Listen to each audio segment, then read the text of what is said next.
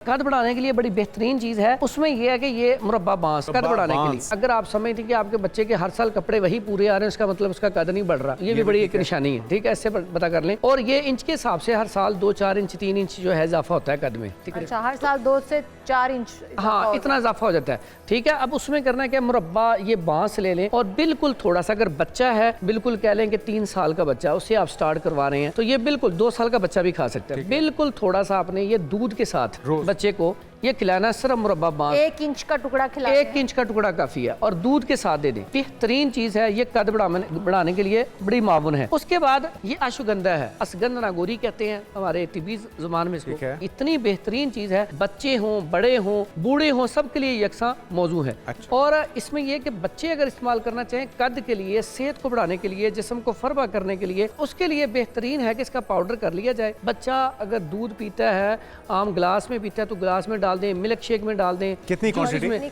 इसकी क्वांटिटी अगर 3 साल से ऊपर बच्चा है तो चम्मच का 1/4 हिस्सा। और मजे वाली बात, इसका साइड इफेक्ट नहीं है। अगर माएँ भी इसको फीड के दौरान खाएं तो उनके लिए कमर दर्द के लिए, जिस्म दर्द के लिए, पट्ठों के खिंचाव के लिए अच्छी है। प्लस ये होगा कि उससे भी उनको फायदा होगा बच्चों को। तो ये बेहतरीन चीज है, इसे लाजमी तौर पे, और इसका साइड इफेक्ट कोई नहीं। अगर इसमें आप थोड़ी सी शक्कर मिलाना चाहें या चीनी या कुजा मिश्री तो टेस्ट चेंज करने के लिए मिला सकते हैं।